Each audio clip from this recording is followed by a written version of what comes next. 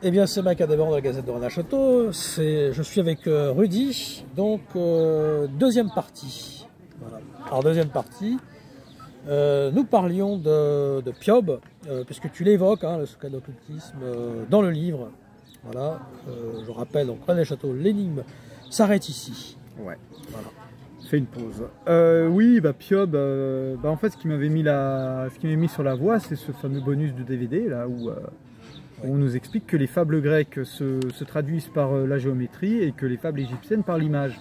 Et il se trouve que dans la VLC, dans la vraie langue celtique, nous avons des fables grecques et des fables égyptiennes. Et à partir de là, je me suis dit, alors, il y a quelque chose par l'image et la géométrie. Ça a été ma première ouverture. Aujourd'hui, je l'apprendrai peut-être différemment parce que comme dès le début du livre, il y a l'avant-propos et les observations préliminaires, et il y a 5 pages d'observations préliminaires, enfin 4, numérotées, 1, 2, 3 et 5. Il manque la page 4, et on sait que le 4, c'est, en lettres hébraïques, c'est le Dalet. Donc le Dalet, la porte, a disparu. Donc, à mon avis, le vrai signal, il est plus là, c'est-à-dire la porte a disparu, à vous de la retrouver. L'entrée, ouais, c'est la porte dans les dimensions. Là. Voilà. En tout cas, il y a des anomalies dans le livre déjà, le fait que le 4 manque, ça peut déjà être intéressant, c'est assez percutant. Après, un occultiste qui aura la VLC dans les mains va se dire, ah oui, il y a de la fable grecque, il y a de la fable égyptienne, il y a peut-être quelque chose. Voilà. Tu abordes aussi le héron du Val d'Or dans le livre. Et est-ce qu'Henri Boudet aurait fait partie du héron? Il n'y a pas de preuve. Voilà, on n'a pas de preuve. En tout cas, à Paray-le-Monial, on sait que dans les travaux du héron du Val d'Or, il y a de l'intérêt pour le celtique, puisqu'il y a une fresque. On sait qu'il y a de l'intérêt pour la recherche de la langue primordiale. Ça, c'est intéressant aussi. On sent que les centres d'intérêt du héron ne sont pas très éloignés des centres d'intérêt de Boudet. Oui. Voilà. On n'a pas la preuve, mais sur le plan, on va dire, philosophique, on peut trouver au moins un lien. Voilà ce que je pourrais dire. Sur justement Pierre Plantard qui aurait été influencé, peut-être aurait eu justement comme Paul Lecourt, comme maître, ou comme quel est ton ressenti là-dessus? Alors, on n'a pas de preuve du fait que Pierre Plantard ait connu Paul Lecourt, il n'y a pas de correspondance, il n'y a pas de preuve établie, mais encore une fois, ça peut être aussi une filiation philosophique. Oui, c'est ça, oui. Voilà. Effectivement. Comme moi qui travaille sur l'abbé Boudet et sur son œuvre sans l'avoir connu, mais par le biais philosophique, c'est-à-dire par le biais de son œuvre littéraire, tu peux te répondre d'être affilié à Boudet, comme lui peut s'affilier à Paul Lecourt et à Atlantis. Alors je me réfère à la page 265 où tu parles de contre-égrégore, dans ton livre, hein, bien sûr. La création d'un contre-égrégore. Tu peux nous développer un peu sur ce contre-égrégore, cette NAS, hein, si tu veux, par rapport au livre, il a fallu quand même écrire une histoire cohérente, puisqu'on est quand même sur une histoire à 3 axes. Il y a le chercheur Rudy, je suis comme Alain Delon, je parle du chercheur Rudy, je vous en prie.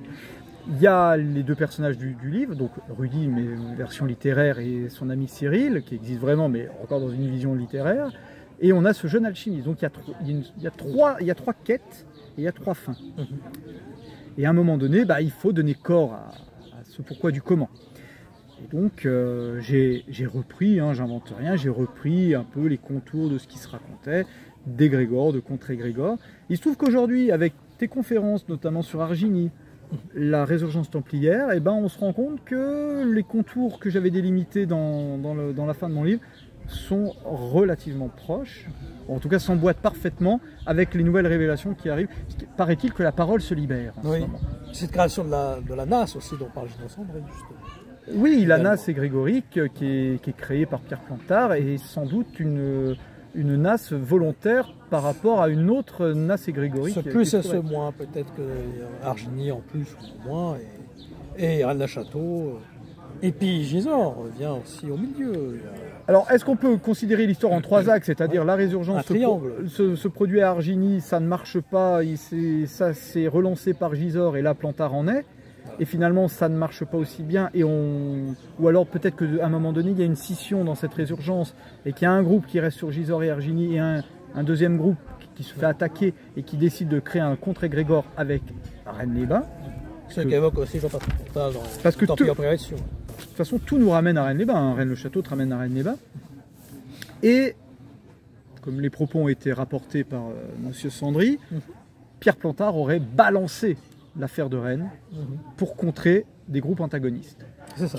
Moi, mon ressenti, c'est que l'affaire de Rennes ne devait pas sortir. Elle a été jetée dans le public. On revient à Lyon avec la Société du Brouillard, Mathieu Paoli, Voilà. les deux souteneurs d'une ambition politique, le gaullisme, les réseaux gaullistes. Ça, je renvoie les gens vers ta conférence que tu as donnée à Rennes-les-Bains sous une certaine pression. Hein. Oui. Voilà.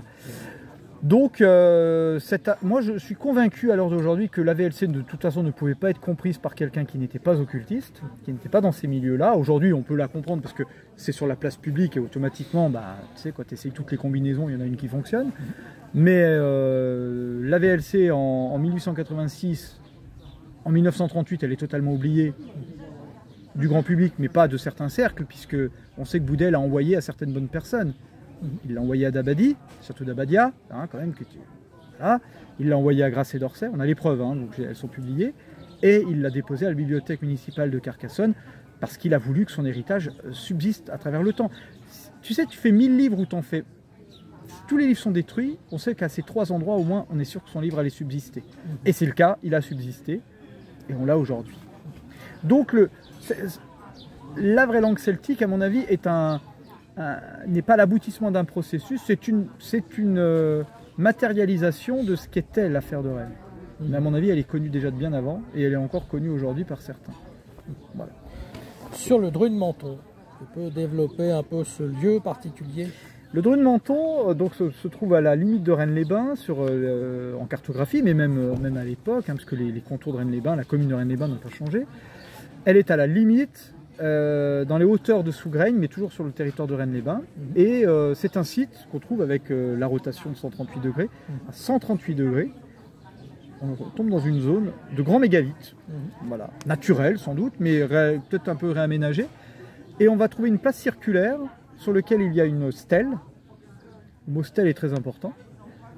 Un dolmen, c'est rare, parce que jusqu'à présent des dolmens, il n'y en avait pas tant que ça. La porte de Montferrand, on peut le considérer comme un dolmen, et puis ces énormes menhirs. Alors là, c'est un site qui est fabuleux, où tu es vraiment dans le monde des géants, tout petit au milieu de ces immenses pièces, oui, parce que c'est comme un temple ouvert. Et là, c'est le lieu où se réunissait le Némède. Si on suit les termes de Boudet. Et le Néméton, c'est un Néméton normalement, mais lui il l'appelle Dru de Menton. Ouais. Et ce site, quand on arrive à ce site, la stèle est face au Bugarache. Cet endroit fait face au Bugarache. Une sorte de mont Olympe, hein, puisque Boudet, au-delà du réveil, nous parle aussi d'un labyrinthe à 12 portes, mais il nous parle aussi des 12 travaux d'Hercule. Et là, on est dans les derniers travaux. On est passé le jardin des Hespérides. Là, on est prêt pour l'anabase. On a parlé de catabase tout à l'heure avec la cavité du Bézis. Là, quand on est au Néméton, au Dru de Menton, on est dans l'anabase, on est dans les hauteurs et on est face à l'Olympe.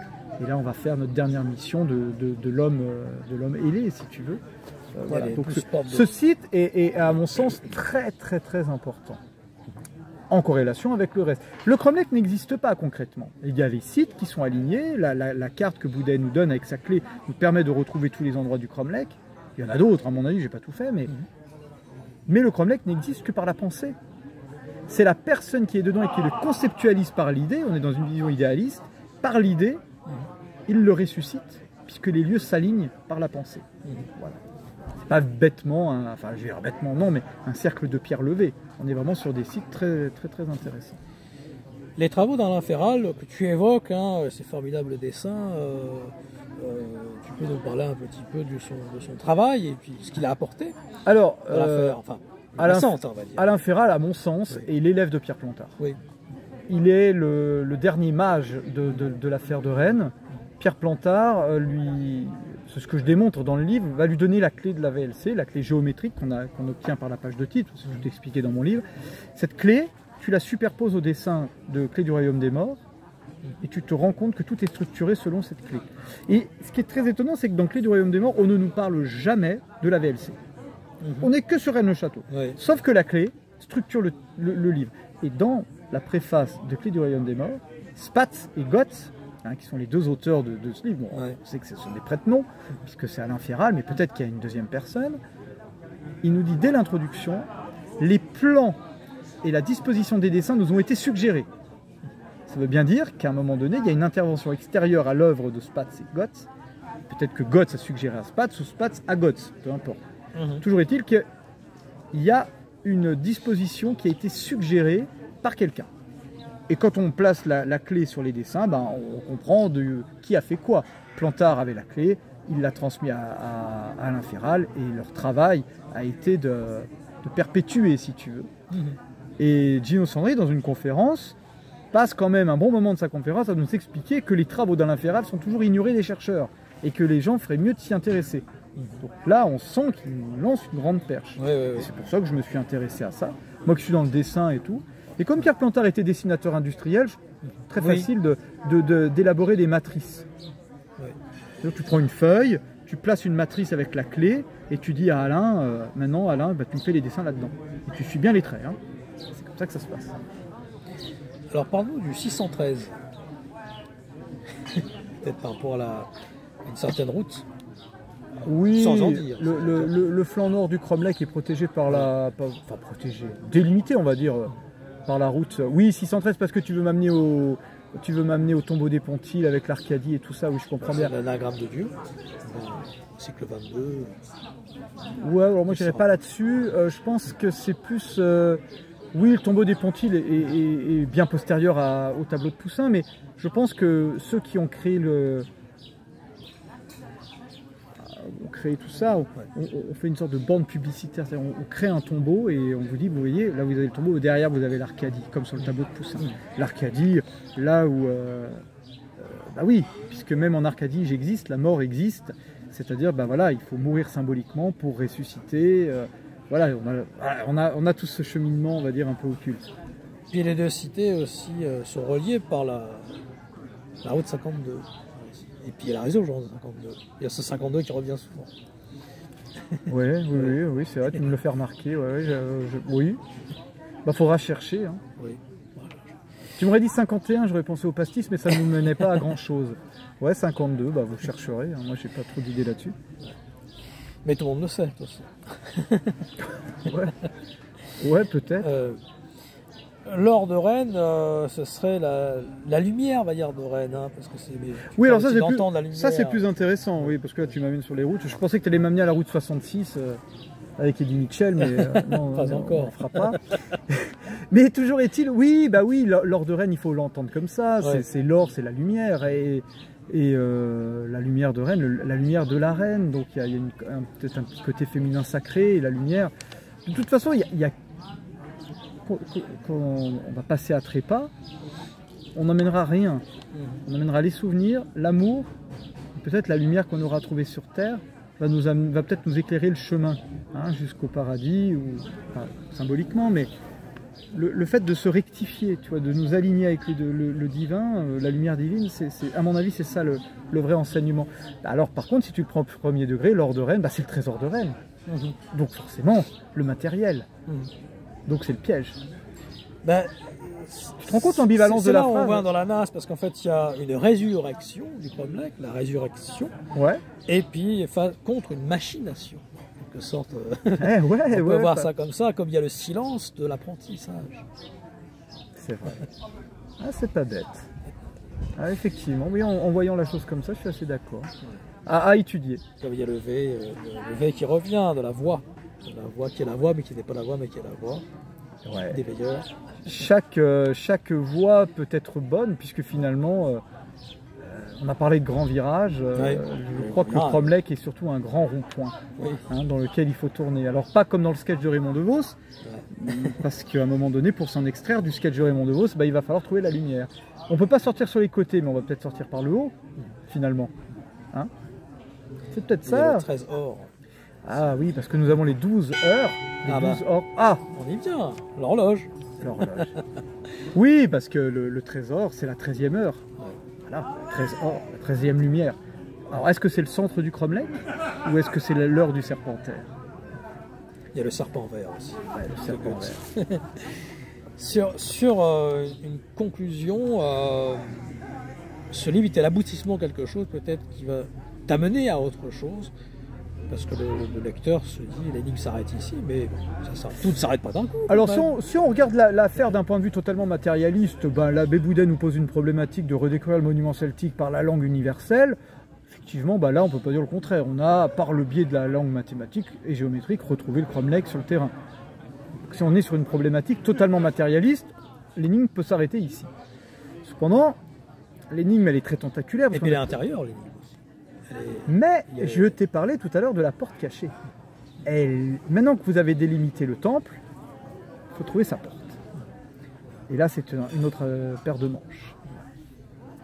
Mais on sait bien que la porte est au-dedans, tout le monde le sait. Oui, puisque paire de manches, tunnel sous la manche, donc ça se passe à l'intérieur, mais à l'intérieur de soi. La porte est à l'intérieur. Oui, non, mais concrètement, pour être sérieux et sans vouloir faire trop de jeux de mots, mais... oui, mais après le travail, de toute façon, de la porte cachée, c'est encore toute une aventure. Voilà. C'est ce que je peux dire. Peut-être un autre livre plus tard. On verra. On verra. Est-ce que certaines choses méritent d'être achevées sur l'autel du buzz? Je suis pas sûr. Sans buzz spécialement, mais on va dire peut-être une autre approche des choses. En temps voulu. Voilà. Dans un temps du temps. Dans un templier.